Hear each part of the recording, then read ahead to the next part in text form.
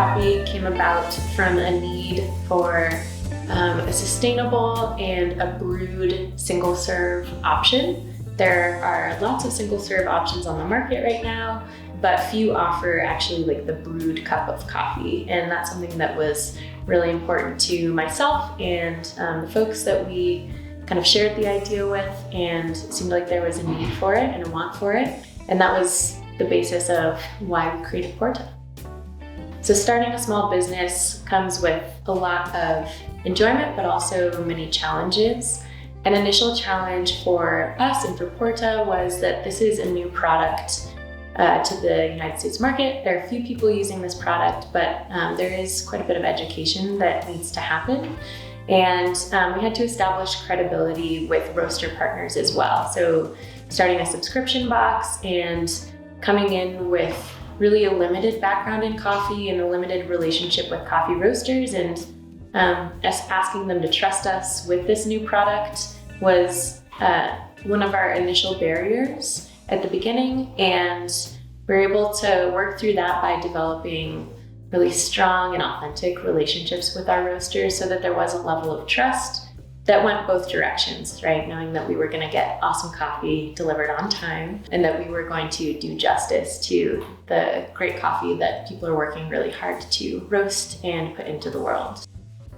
When I first met Kayla 2 summers ago, I think they were just getting started with that project, and I was introduced to her as the owner of Motive Coffee, and we got to talking, and she sent me some samples, and I thought, hey, these are really nice. I like these a lot. I'd like to get my coffee in them, and so we were able to do that. One of the second large challenges that we experienced was trying to overcome scaling as a small business to a medium-sized business. At the very beginning, my partner and I were packing and dosing everything by hand, and that was quite time intensive. We wanted to make sure that there was a market for the product and an interest, not only from the roasters, but also from coffee lovers as well. So we did spend a lot of time developing this proof of concept. We were met with a lot of enthusiasm, and then we decided to scale up. The space you see around me, the machinery, is evidence of that. And then we had to kind of walk the fine line of working with larger minimums, of working with roasters, and understanding that when we started, we were touching every single product. We had a lot of connection. And as you scale up, that's really tricky to retain that connection. So that was something that was really important to us, was to continue to develop the business so that we're moving forward in a way where we would still be able to retain authentic relationships basically from the ground up. It was fantastic. I mean, that personalized touch, I think really, it makes a big difference. It's just a little thing, right? A little handwritten note, but it makes a big difference. Would I have pursued a partnership with Porta anyway? Yeah, probably, but it was just a really nice touch. A very applied challenge that we experienced was in bringing the machinery to fruition. So from the initial stages of the business, it was taking us a couple of minutes to process a subscription box, and we knew that as we moved into the retail space that this was something that would need to change.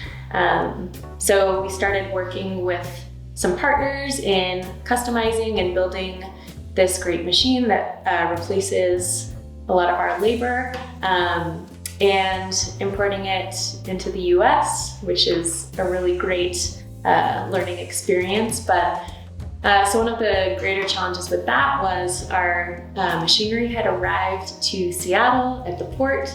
We're super excited to get it picked up so we could keep rolling with this new and exciting kind of portion of Porta where we were able to scale and package coffee for roasters instead of just the subscription box.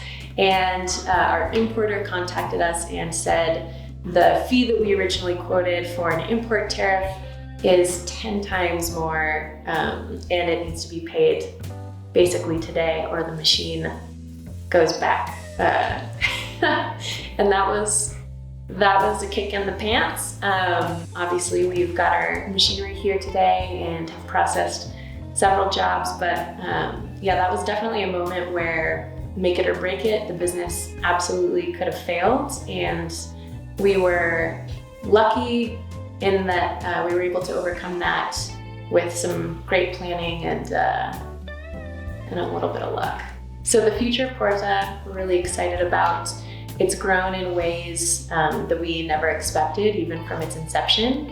And that's one of the great parts, is seeing how this business can continue to grow while still retaining those initial values that drove the business in the first place, which were working with roasters that we were ethically aligned with. We're doing really interesting things in the coffee world, as well as just retaining those authentic relationships. Another important aspect of moving Porta forward is while continuing to scale up. And one way that interests us is moving into the hospitality industry and working with larger big box stores that currently use material that may be less sustainable, and they might not work with local businesses. And I think that's something that society and our market really yearns for, is to be able to walk into a big box store and see their local roaster on the shelf, or be able to stay at a large hotel and be able to drink a cup of coffee from the roaster that has a shop right down the street.